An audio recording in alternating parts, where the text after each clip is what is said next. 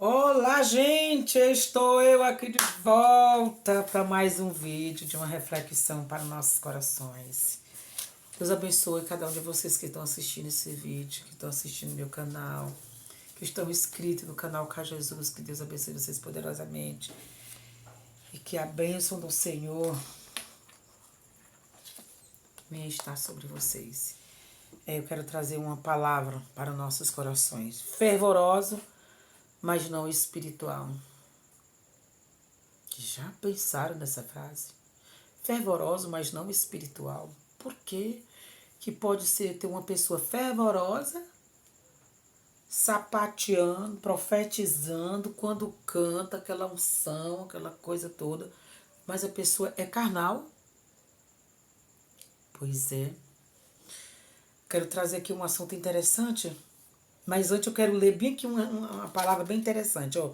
Uma igreja espiritualmente sadia é aquela que vive o agir de seus membros, o agir de seus membros são equilibrados pelo Espírito e pela palavra de Deus.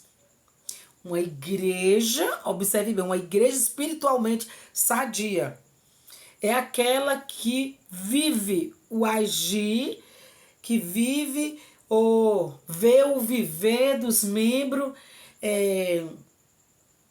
de uma maneira sadia e equilibrada. Isso é uma igreja que é espiritualmente sadia. Porém, a igreja de Corinto não era sadia. Ali existia na igreja de Corinto um grupo de pessoas. E essas pessoas, tinha muitas pessoas financeiramente que tinham poder aquisitivo. Já tinha outras pessoas que não tinham muito poder financeiro, assim, que não vivia. Descarregou. E aí, o que acontece? Quando nós olhamos para essa história, no capítulo 3 do livro de 1 Coríntios, Paulo, ele escreve uma carta para o povo, que ele diz assim: na verdade, irmãos, eu não pude falar com vocês como costumo fazer com as pessoas que têm o Espírito de Deus. Tive de falar com vocês como se vocês fossem pessoas do mundo, como se fosse criança na fé cristã. Na fé cristã, de alimentá-los com leite e não com comida forte, pois vocês não estavam prontos para isso. E ainda não estão. E ainda não estão prontos. Por que Paulo diz que ele ainda não estavam prontos? Que era exatamente porque ele soube uma notícia. Como estava sendo a igreja. Para como era a reunião da igreja de Corinto. E ali o que acontece? Ele recebe uma carta de uma mulher chamada Chloe. Está no capítulo 1. E ela era uma mulher que ela tinha um poder aquisitivo assim, bem elevado. E sabe o que ela fez? Ela estava inconformada com o que estava acontecendo na igreja. E aquela inconformidade de Chloe, ela pega e escreve uma carta e manda para Paulo dizendo o que os irmãos estavam fazendo. A reunião deles era para reunir só aqueles que tinham poder aquisitivo. Hoje o chamado, o famoso grupinho. As pessoas pegam aquele grupinho, vou ficar só com esse grupinho aqui, esse aqui é meu, não deixo ninguém entrar aqui. Aí, quando tá naquele grupinho, só detonando na vida dos outros. Acontece na sua igreja? Aquele grupinho que quer fazer só o que quer, mas ele não... Tava olhando aqui o negócio aqui. Mas eles não querem dar brecha para outros irmãos chegar que não tem um poder aquisitivo. Mas se chegar outra pessoa que tem um poder aquisitivo à mesma altura dele, vem para cá, fica aqui.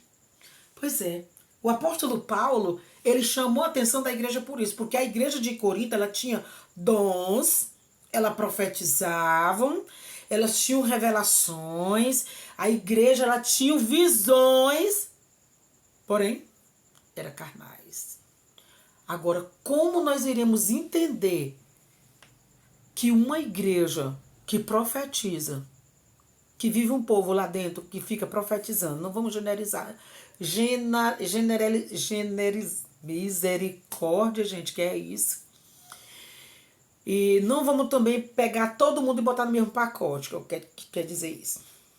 Porque tem muitos dentro das igrejas que buscam verdadeiramente viver a essência do evangelho. Porém, também tem muito que vive dentro das igrejas somente para observar a vida alheia e para querer detonar. Quando nós olhamos para as plataformas digitais aqui, nós vamos entender uma coisa. As pessoas que dizem que estão cheias do poder de Deus, falando em mistério, profetizando, mas usa aqui as plataformas para denegrir a imagem dos outros. Vem aqui com a cara limpa. Vem para as redes sociais com a cara limpa, falar mal da vida dos irmãos. Às vezes não é nem verdade. Porque, baseado nisso, gente, observe o acontecimento que aconteceu, me parece que foi no dia 2 de fevereiro, que a bispa Keila partiu para a eternidade. O que surgiu? O que surgiu de gente dizendo, ó, Deus me disse que ela foi não sei para onde, ah, Deus me disse que ela vivia sofrendo no casamento, Deus me disse... Gente, isso tudo é mentira. Como é que Deus vai falar isso para esse tipo de gente fofoqueira? Gente, Deus não fala para fofoqueiro. Vamos acordar para a realidade. Deus não fala com pessoas que só vivem fazendo grupo para falar da vida alheia. Quem está falando é o próprio demônio na boca dessas pessoas. A grande maioria dessas pessoas que estão em plataforma fazendo grupinho, falando mal dos outros, estão sendo influenciadas por demônio, por espírito maligno, gente. Não se engane. Vamos mergulhar na palavra. Vamos mergulhar na palavra. Olha, gente, nosso culto de doutrina, gente, o culto de doutrina da minha igreja é bênção. É bênção. Você não tem noção como é bênção. Uma coisa interessante que o pastor pregou no capítulo 4 do livro de Atos dos Apóstolos. E o versículo 29, que ele parou mesmo ali no versículo 29, quando Pedro e João, quando eles saíram da prisão, quando soltaram ele, tinha orado, e as pessoas tinham visto que Deus tinha curado aquele homem que estava na Porta Formosa, e por causa disso aquele povo ficaram muito abismados. Pedro e João chega, prega para aquele povo, a multidão de povo se converteram a Cristo através daquele milagre que Deus fez, através da vida de Pedro e João. E ali o que acontece? As autoridades maiores pegaram Pedro, colocaram ele numa roda, na reunião, Pedro e João, e perguntou com que poder eles estavam fazendo aquilo ali. E Pedro, um homem que não tinha conhecimento teológico, um homem que não era estudado, era um homem pescador, mas um homem cheio da ousadia do Espírito Santo, e começou a dizer para ele que aquele homem, ele estava, tinha andado, era no poder do nome de Jesus Cristo de Nazaré, o qual eles tinham matado, mas ele ressuscitou ao terceiro dia. Eita glória!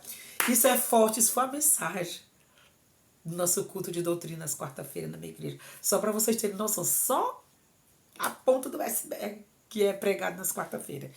E aí, gente, o que acontece? Eu quero trazer agora para nós, e aí concluindo essa parte lá de Pedro, o que é interessante no versículo 29 do capítulo 4.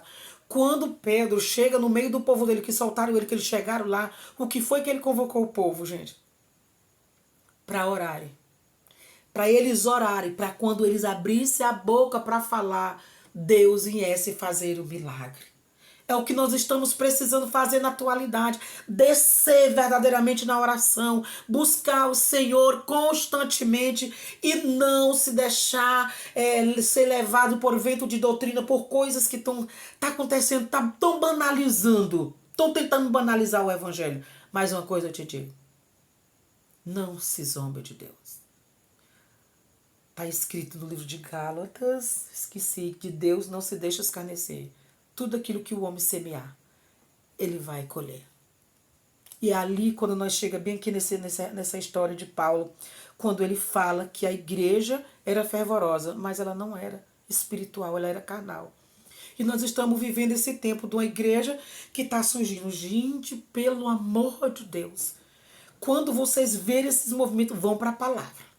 Eu sou crente pentecostal, sou assembleano, congrego na Assembleia de Deus. Mas, gente, o que nós estamos presenciando nessas redes sociais, e eu fico assim, o que me dá uma tristeza, sabe o que é, gente? É as pessoas filmarem aquelas coisas, ficar postando. Gente, façam isso não. Vocês que estão filmando e postando, que vão lá, às vezes filmam até secretamente. Pra quê, gente? Façam isso não. Se vocês estão vendo que não tem Deus naquilo ali, para que você vai filmar e jogar nas redes sociais, divulgando uma coisa mentirosa? Você também está se tornando um crente carnal. Um crente que não tem visão de Deus. Você que fica filmando e jogando nas redes sociais. Por isso vamos ter cuidado, assim como Paulo chamou a atenção dos irmãos de Corinto, para eles se voltarem, para eles se arrependerem. E ali para aquele povo que eles estavam vivendo um grupinho, os irmãos de baixa renda estavam ficando de lado. E Cleo, ela pega e escreve essa carta para Paulo, inconformada com isso. E Paulo começa a dizer para eles, chamando a atenção deles, para eles não fazerem isso, que eles eram fervorosos, mas eles eram carnais. Aí ele disse, eu vou falar com vocês como um carnal, como um menino que acabou de se converter, porque se eu for falar algo espiritual, vocês não vão entender. Quando eu li essa história aqui de Paulo, quando ele falando isso para a igreja de Corinto, eu trago para nós hoje, gente, para a nossa igreja. Eu falo nossa igreja, eu vou concluir tudo. Então eu englobo todo tipo de igreja que nós estamos vivendo nessa situação. O que está acontecendo? Nós vamos para um culto, chega no culto, aquele fervor, o povo adorando a Deus, o povo ali. Aí, de repente, o pastor está pregando, alguém está cantando. Quando surge alguém no meio da igreja que está falando em línguas, a multidão, se a pessoa está lá atrás, aí o que acontece? A multidão que está lá na frente se roda tudo assim, gente, ó. Vocês já viram isso? Quando não é se alguém está profetizando, a pessoa já fica lá, olhando para quem está profetizando. Alguma palavra, a pessoa está pregando, aí aponta para alguém assim que está lá, dando uma palavra que tem lá na frente. Aí você já olha para quem o pregador está apontando. Sabe o que é isso? Meninice. Quando isso é para acontecer, é para você descer na oração, buscar discernimento para saber se realmente aquilo está vindo de Deus ou de não. Pode ser o pregador que está pregando no púlpito. Você tem que se conectar com os céus e dizer, Senhor, me revela se esse negócio aí está vindo de ti ou não. Não é só coisa da emoção. Porque tem muitos movimentos, gente, que nós estamos vivendo ou observando, que é só coisa da emoção. Eu sou pentecostal. Gente, quando eu tô assim mesmo buscando, naquela busca intensa por papai, que eu vou falar do reino de Deus, gente, papai do céu me tira da terra. Eu sapateio, eu pulo, eu falo em mistério, eu profetizo, mas mesmo assim, eu fico me analisando enquanto eu tô nesse momento. Senhor, é coisa da minha cara ou é tua? Sabe por quê? Por causa do que nós estamos vivendo. É muita heresia que estamos vivendo. Mas tem um problema.